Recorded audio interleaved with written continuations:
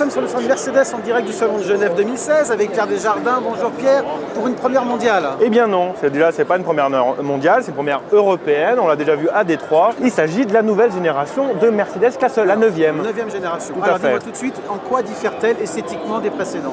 Alors elle fait partie d'un renouvellement de gamme de Mercedes qui a été initié par la classe S en 2013 et par la classe C ensuite en 2014.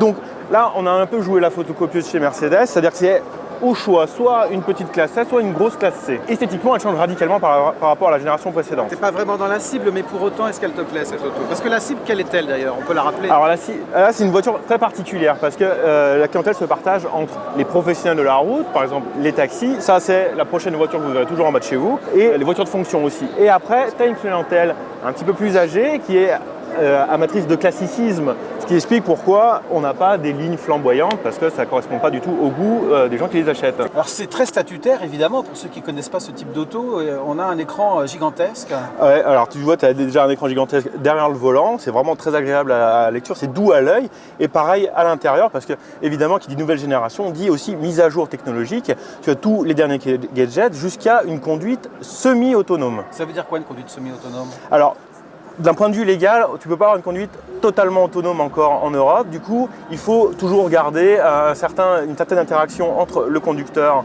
et la voiture. Et du coup, il doit garder les commandes à tout instant. Donc, il garde encore une toute petite... Mais ça, c'est une question de légalité. Ça va changer et au bout d'un moment, on aura une voiture totalement autonome. On est très bien là.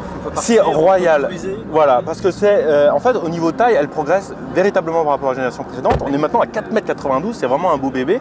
Et c'est l'empattement qui en profite surtout, parce que si elle fait 43 mm de plus en longueur totale, c'est l'empattement de 65 mm plus long, et ça profite directement à l'habitabilité, à l'avant comme à l'arrière. Regarde, là on est vraiment bien au niveau des genoux, il n'y a aucun problème. Je parlais des moteurs, il y a des spécificités, des nouveaux moteurs? Alors, c'est le lancement, donc on a un choix pour l'instant qui est assez réduit, ça démarre à 184 chevaux, ça va jusqu'à 258, on nous annonce de l'hybride qui va arriver, et puis aussi des gros pétards AMG, quoi. Forcément.